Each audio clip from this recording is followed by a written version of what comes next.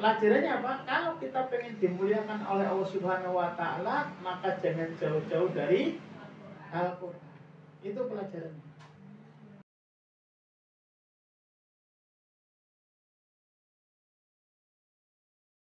Bismillahirrahmanirrahim. Assalamualaikum warahmatullahi wabarakatuh. Alhamdulillahilladzi arsala rasulahu bil huda wa dinil haqq yudhhiruhu 'ala dini kullih. Kafa billahi shahida. Asyhadu an la ilaha illallah wa asyhadu anna Muhammadan abduhu wa rasuluh.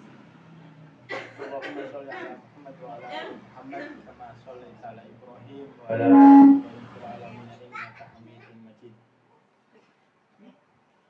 Wa qala ta'ala fi kitabil karim ya ayyuhalladzina amanu taqullaha haqqa tuqatih wa la tamutunna illa wa antum muslimun. Ya ayyuhan nasu taqu rabbakumul ladzi khalaqakum min nafsin wahidah wa khalaqa minha zawjaha wa bassa minhuma rijalan katsiran wattaqullaha alladzi tasaaluna bihi wal arham innallaha kana 'alaikum raqiba yuslih lakum a'malakum wa yaghfir lakum dhunubakum wa may yuti'illaha wa rasulahu faqad faza fawzan 'azima. Shadaqallahul 'adzim. Saudara-saudaraku yang dirahmati Allah Subhanahu wa Ta'ala, disyukur kehadirat Allah Subhanahu wa Ta'ala yang telah banyak memberikan kepada kita kenikmatan, terutama nikmat iman. Mudah-mudahan nikmat iman ini bisa kita manfaatkan untuk beribadah kepada Allah Subhanahu wa Ta'ala. Salawat dan salam ke atas Rasul mulia, Rasul Agung Muhammad Sallallahu Alaihi Wasallam, uswatun hasanah kita. Mudah-mudahan kata uswatun hasanah yang artinya adalah apa? Uswatun hasanah artinya apa? Suri tauladan itu tidak hanya menjadi lip service semata, tidak hanya menjadi apa namanya pemanis di bibir saja, tapi betul-betul menjadikan sosok Rasul itu adalah uswatun hasanah. Sehingga konsep-konsep yang dibawa oleh Rasul sebisa mungkin, semaksimal mungkin akan kita coba pelajari, akan kita coba dapatkan pelajaran, akan kita coba kaji sehingga kita mendapatkan sesuatu yang sudah selayaknya seorang mukmin itu mengambil itu. Ya. Kita lihat bahwasanya semua episode kehidupan Nabi itu pasti ada inspirasi yang bisa kita dapatkan. Ada sesuatu yang bisa dapatkan yang itu akan bermanfaat bagi kehidupan kita.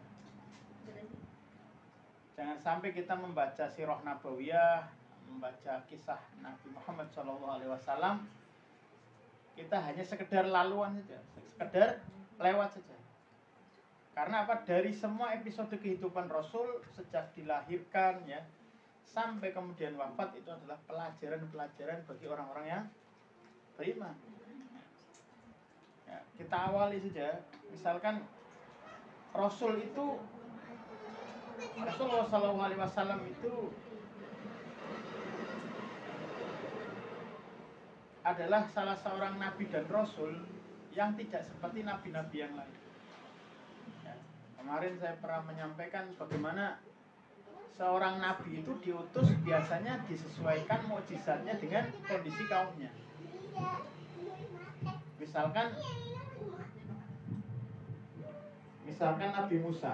Nabi Musa diutus di kaum yang di sana sedang mengeluhkan sihir, kekuatan yang luar biasa. Maka Musa dikasihlah apa?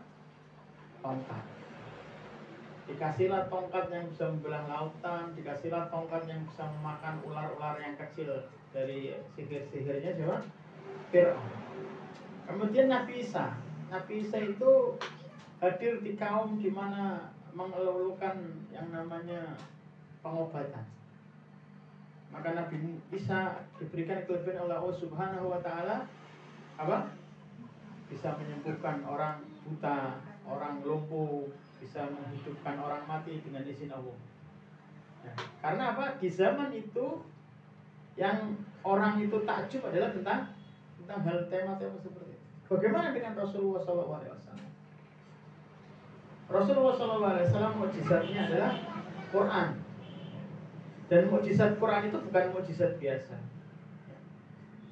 Allah gambarkan itu di dalam Quran itu bagaimana law anzalna hadzal Quran ala jabalil la ra'aitahu khashi'an mutasaddian min khasyatillah. Sekiranya gunung dikasih Quran ya, maka dia akan hancur berkeping-keping. Tapi yang bisa dikasih Quran itu siapa?